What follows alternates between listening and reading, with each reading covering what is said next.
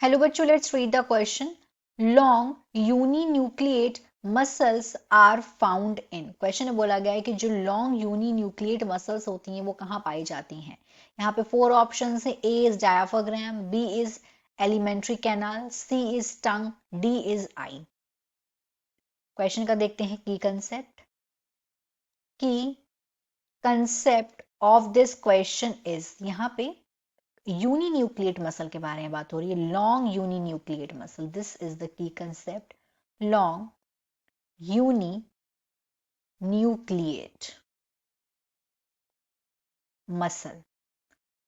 Muscles.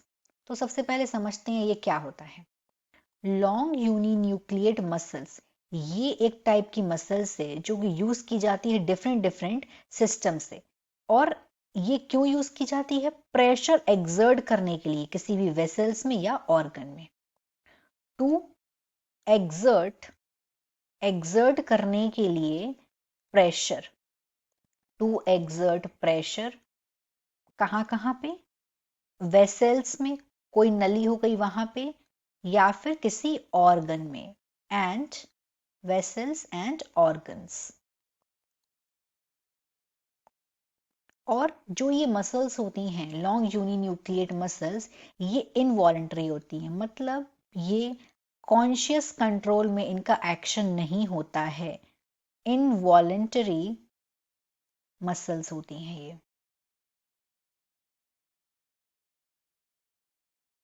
इस type की muscles जो हैं ये स्ट्राइटेड नहीं होती हैं। दे लेक्स स्ट्राइएशन। अब हम देखते हैं जो चारों यहाँ पे ऑप्शंस दे के रखे हुए हैं उनके बारे में। तो सबसे पहले ए में दिया है डायाफ्राम। तो डायाफ्राम में किस टाइप की मसल्स पाई जाती हैं वो देखते हैं।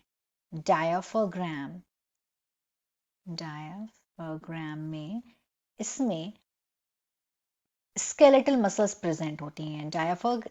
In diaphragm skeletal muscles are present. और जो स्केलेटल मसल्स हैं, अगर हम इनका देखें यहाँ पे इसका वर्क क्या है, तो ये कॉन्ट्रैक्ट होती हैं और फ्लैट होती हैं।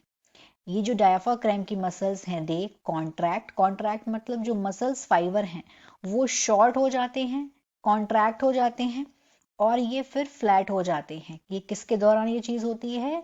ड्यूरिंग इनहेलेशन के दौरान ये चीज होती है, जब इनहेल करते हैं।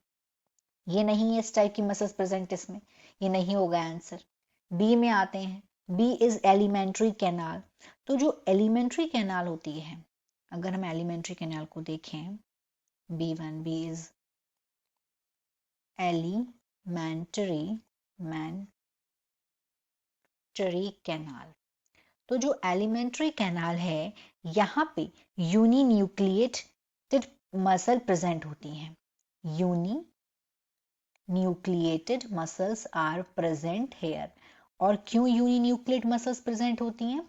क्योंकि जो इंटेस्टाइन है वहां पे फोर्सफुली इंटेस्टाइन पर, जिससे जो इंटेस्टाइन होती है, जो आंतें होती हैं, वहां पे फोर्सफुली मतलब बलपूर्वक, फोर्सफुली यहाँ पे फोर्सफुली फूड एंटर हो सके, फूड। इस वजह से यहाँ पे प्रेजेंट होती है uninucleated muscles. Uninucleated muscles are present here. तो इस तरीके से हमारा राइट ऑप्शन हो जाएगा B, that is alimentary canal. बाकी हम सी और डी भी देखते हैं कि जो टंग है, टंग में कौन सी मसल्स प्रेजेंट होती हैं। तो अगर हम टंग की बात करें, टंग की, यहाँ पे टंग की बात करते हैं। टंग में इंटरेस्टिंग मसल्स प्रेजेंट होती हैं।